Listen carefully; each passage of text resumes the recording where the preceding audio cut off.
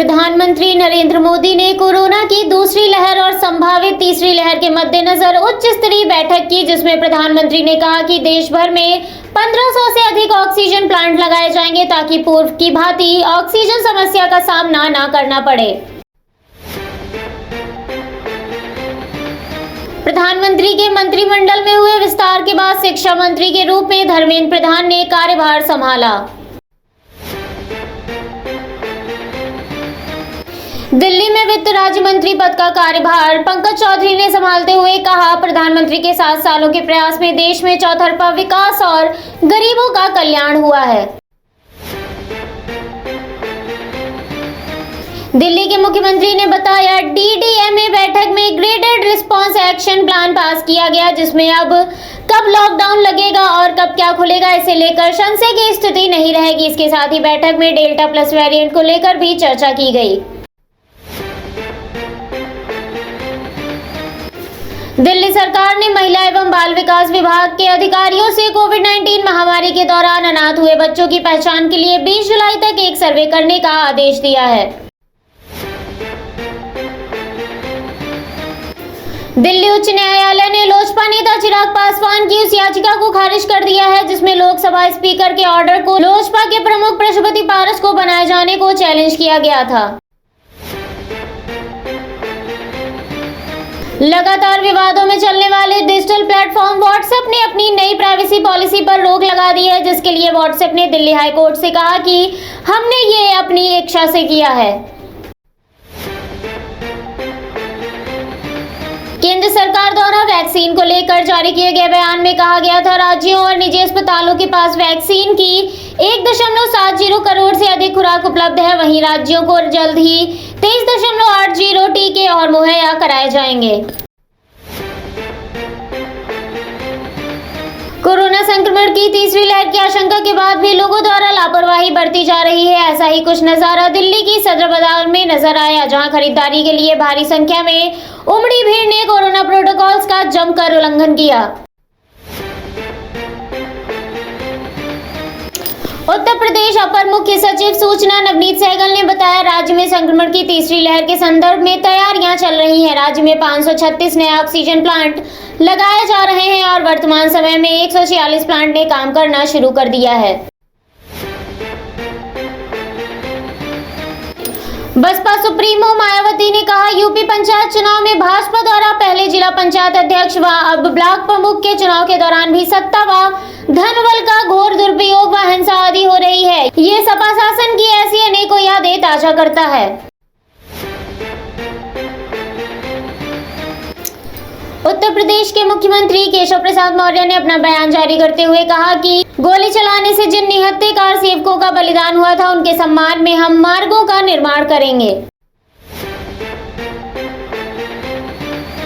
उत्तर प्रदेश के अपर मुख्य सचिव स्वास्थ्य अमित मोहन प्रसाद ने बताया, राज्य में अब तक 3,05,40,000 से ज्यादा लोगों को वैक्सीन की पहली खुराक लगाई जा चुकी है। 3 करोड़ लोगों को कम से कम वैक्सीन की पहली खुराक लगाने वाला उत्तर प्रदेश पहला राज्य बन गया है। उत्तर प्रदेश के अयोध्या से बड़ी खबर सामने आई है, जिसमें आगरा के सिकंदराबाद से एक ही परिवार के 12 लोग सरयू नदी में डूब गए, जिनमें से 4 शवों को बाहर निकाला जा चुका है। वहीं 8 की तलाश अभी भी जारी है। बताया जा रहा है कि ये परिवार अयोध्या में रामलला के दर्शन को आया हुआ था। उत्तर प्रदेश के जनपद बहराइच के कोतवाली केसरगंज क्षेत्र के लखनऊ बहराइच राष्ट्रीय राजमार्ग के पास स्थित विक्रम पैलेस के पास एक तेज रफ्तार की कार ने पैदल जा रहे 2 युवकों को पीछे से टक्कर मार दी, जिससे दोनों गंभीर रूप से घायल हुए हैं। वहीं दुर्घटना होते ही मौके से फरार वाहन चालक का पीछा कर स्थानीय लोगों ने चालक को पुलिस के हवाले किया। उत्तर प्रदेश के देवरिया, एटा, फतेहपुर, गाजीपुर, हरदोई, जौनपुर, मिर्जापुर, प्रतापगढ़ और सिद्धार्थनगर में 9 नए मेडिकल कॉलेज बनकर तैयार हो चुके हैं, जिनका लोकार्पण प्रधानमंत्री नरेंद्र मोदी 15 जुलाई को करेंगे। केंद्रीय स्वास्थ्य मंत्रालय से प्राप्त जानकारी के अनुसार देश में 66 जिले ऐसे हैं जहां पॉजिटिविटी रेट अभी भी 10% से ऊपर है। नीति आयोग के सदस्य डॉक्टर वी के पॉल ने कहा, गर्भवती महिलाओं में कोविड-19 की गंभीरता बढ़ जाती है, इसलिए जरूरी है कि हम गर्भवती महिलाओं को वैक्सीन लगवाएं। किसानों के लिए एक राहत भरी खबर सामने आई है। हरियाणा के मुख्यमंत्री ने कहा, प्रदेश के किसानों को मानसून आने तक बिजली 8 घंटे की जगह 10 घंटे प्रदान की जाएगी। पंजाब में कोविड-19 के मामलों में गिरावट को देखते हुए वीकेंड और नाइट कर्फ्यू हटा दिया गया है। इसके साथ ही बार और मॉल्स भी खोले जाएंगे, मगर उन्हीं लोगों को अंदर जाने की अनुमति दी जाएगी जिन्होंने टीका लगवाया होगा। कोरोना वायरस के नए कप्पा वेरिएंट के 2 मामले उत्तर प्रदेश से सामने आए हैं।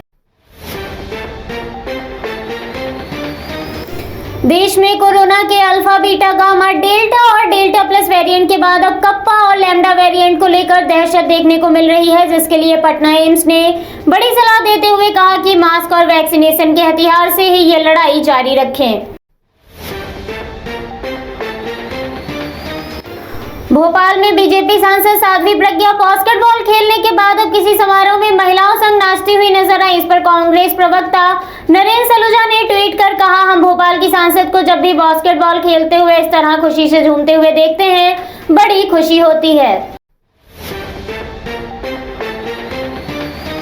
ज्योतिरादित्य सिंधिया द्वारा विमानन मंत्रालय का चार्ज संभालने पर मध्य प्रदेश के पूर्व मुख्यमंत्री कमलनाथ ने तंज कसते हुए कहा कि देखते हैं आखिर ये गाड़ी आगे कैसे चलती है। वहीं कमलनाथ ने पीएम मोदी पर भी हमला बोलते हुए कहा कि दाढ़ी के साथ साथ महंगाई भी लगातार बढ़ रही है।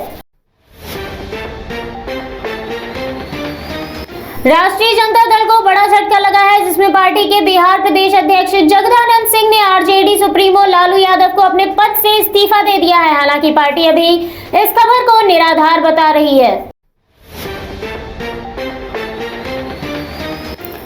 सुहेलदेव भारतीय समाज पार्टी के अध्यक्ष ओम प्रकाश राजभर ने मुरादाबाद में भाजपा पर तीखा हमला बोलते हुए कहा कि भाजपा तब तक थी जब तक अटल बिहारी वाजपेयी जिंदा थे, अब तो सिर्फ गुजरातियों का कब्जा है। देश बेचने वालों से लेकर खरीदने वाले तक सब गुजराती हैं। मध्य प्रदेश के मुख्यमंत्री ने आपदा प्रबंधन के लिए स्थापित राज्य स्तरीय सिचुएशन रूम का उद्घाटन किया। महाराष्ट्र के मुंबई में एक दंपति का चालान कटने पर ट्रैफिक पुलिसकर्मी से भिड़ते नजर आए और उन्हें जमकर गालियां भी दी, लेकिन जब उन्हें गिरफ्तार कर लिया गया तो वो हवालात में रोते हुए दिखे। मध्य प्रदेश में संक्रमण की दूसरी लहर काबू में है, साथ ही वैक्सीनेशन भी लगातार जारी है, लेकिन लोगों की लापरवाही तीसरी लहर को आमंत्रण दे सकती है, जिसमें राज्य के इंदौर, विदिशा, सीहोर, उज्जैन समेत कई शहरों में वैक्सीनेशन सेंटर्स पर भारी भीड़ देखी गई, जिसमें लोग ना तो मास्क लगाए नजर आए और ना ही सोशल डिस्टेंसिंग का पालन कर रहे हैं, जिस वजह से तीसरी लहर की चिंता बढ़ गई है। मध्य प्रदेश के मंत्री विशाल सारंग ने कांग्रेस पर निशाना साधते हुए कहा, ज्योतिरादित्य सिंधिया ने कांग्रेस के दलाली की दुकान बंद कर दी है, इसलिए कांग्रेसियों के पेट में दर्द हो रहा है। उन्होंने ऐसे विषयों के लिए कांग्रेस को छोड़ा है जिसके लिए किसी को भी कांग्रेस में नहीं रहना चाहिए। जम्मू कश्मीर में परिसीमन की प्रक्रिया तेज गति से करने की मशक्कत जारी है, जिसे लेकर कश्मीरी नेताओं के साथ हुई बैठक में निर्वाचन आयोग द्वारा कहा गया कि जम्मू कश्मीर में 7 और सीटें बढ़ेंगी। वहीं परिसीमन भी अगले साल मार्च तक पूरा हो जाएगा। साथ ही पहली बार एससी के लिए भी सीटें रिजर्व की जाएंगी। नागरिक उड्डयन मंत्री ज्योतिरादित्य सिंधिया ने मंत्रालय में चल रहे कार्यों का जायजा लिया और आगे होने वाले कार्यों पर विचार विमर्श किया। मॉस्को में विदेश मंत्री ने कहा, ये बात सच है कि दुनिया में बहुत बदलाव हो रहा है, चाहे वो कोविड-19 के आने से पहले हो या उसके आने के बाद का नतीजा, मगर कोरोना काल ने सभी देशों के रिश्तों को विश्वास से परिपूर्ण करके मजबूत बनाया है।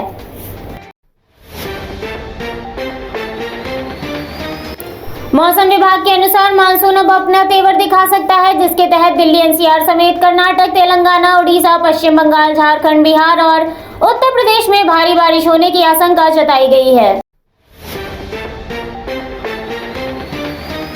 महंगे डीजल पेट्रोल की मार झेल रहे लोगों को राहत मिलने की आशंका जताई जा रही है, जिसमें माना जा रहा है कि इस महीने के अंत तक डीजल पेट्रोल के दाम कम हो सकते हैं, जिस वजह से क्रूड की कीमतों पर कंपनियों की पैनी नजर है।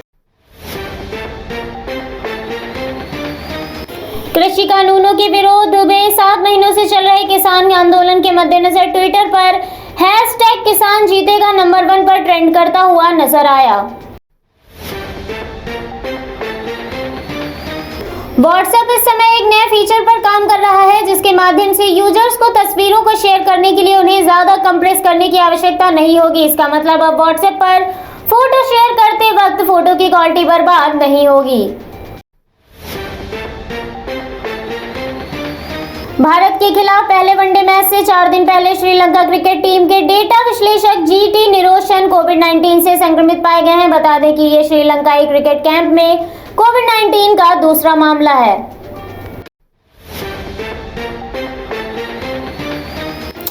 बांग्लादेश की राजधानी ढाका के बाहरी क्षेत्र में एक फैक्ट्री में आग लगने से 52 लोगों की मौत हो गई। वहीं 50 से ज्यादा लोग आग की चपेट में आने से बुरी तरह से झुलस गए हैं। अमेरिका की 14 वर्षीय अवंत-गार्डे मुरेया की सही स्पेलिंग बताकर स्क्रिप्स नेशनल स्पेलिंग बी प्रतियोगिता जीत ली और वह इस प्रतियोगिता के 96 साल के इतिहास में इसे जीतने वाली पहली अफ्रीकी अमेरिकी बनी।